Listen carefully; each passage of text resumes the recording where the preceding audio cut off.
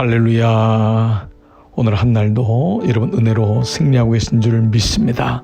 오늘은 오순절 저녁기도 32번째 말씀으로 요한복음 12장 24절의 본문으로 기도의 영적 비밀을 알라라고 하는 제목으로 말씀을 나누겠습니다. 요한복음 12장은 예수님이 기도에 대한 말씀을 하시면서 주신 말씀인데요. 내가 진실로 진실로 너에게 이르노니 한 알의 밀이 땅에 떨어져 죽지 아니하면 한 알 그대로 있고 죽으면 많은 열매를 맺느니라.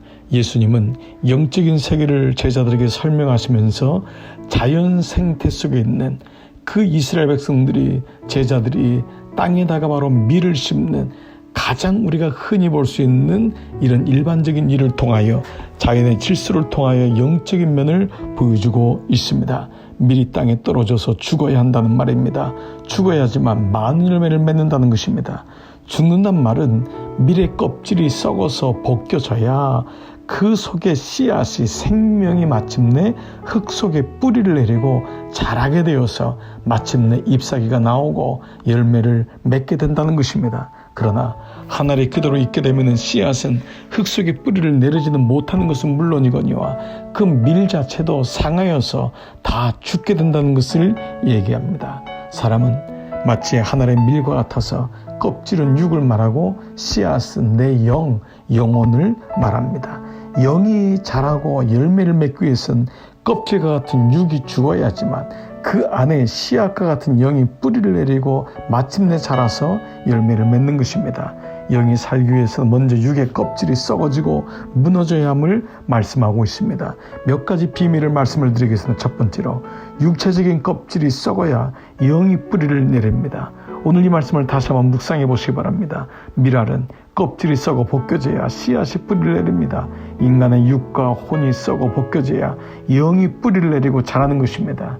그렇습니다. 자기를 부인할 때, 육이 죽음을 경험할 때, 세례를 경험할 때 비로소 우리는 하나님 나라를 볼 수 있는 것입니다.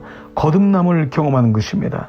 그리스도인 누구나가 그 안에 영적 생명이 거하고 있습니다. 그러므로 기도를 통해 우리의 육의 한계를 경험하고 육이 얼마나 약한지를 알게 될 때 우리의 영은 비로소 성장하는 것입니다. 육을 부인하고 때로는 육을 쳐서 복종시키는 것이 바로 이같이 영적인 사람이 해야 되는 가장 중요한 단계인 것입니다. 여러분, 너무 육을 신뢰하지 마시기 바랍니다. 육을 자랑하지 마시기 바랍니다. 육은 육입니다. 육은 육을 거둡니다. 육 안에 있는 영이 생명임을 잊지 마셔야 됩니다. 그러므로 두 번째 비밀은 기도하는 사람, 기도할 때 속사람이 성장합니다. 고린도서 4장 16절 보면 그러므로 우리가 낙심하지 아니하노니 우리의 겉사람은 낡아지나 우리의 속사람은 날로 새로워지도다. 사람에게는 겉사람이 있고 속사람이 있습니다. 사람들의 관심은 겉사람입니다. 그러나 하나님의 관심은 속사람인 것입니다.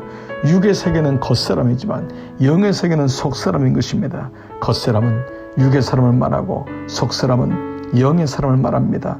기도하면은 겉사람은 낡아지는 것 같을지라도 또 낡아집니다. 인생은 나이가 들면 우리 겉사람은 낡아지는 것입니다. 그러나 기도할 때 속사람은 놀랍게도 오히려 새로워지고 성장합니다. 기도할 때 속사람이 성장하는 것입니다. 로마서 7장 22절 내 속사람으로는 하나님의 법을 즐거워하되 내 지체 속에서 한 다른 법이 내 마음의 법과 싸워 내 지체 속에 있는 죄의 법으로 나를 사로잡는 것을 보는도다. 그렇습니다. 속사람으로는 하나님의 법을 즐거워합니다. 그 안에 내 영이 있기 때문입니다. 영적인 세계는 상대적입니다. 육이 강하게 되면 영이 소멸되고 영이 충만하면 육이 소멸됩니다. 육이 무조건 나쁘다는 것이 아닙니다. 영적인 비밀입니다. 그러므로 육체적인 본성에 끌려가면 안 됩니다.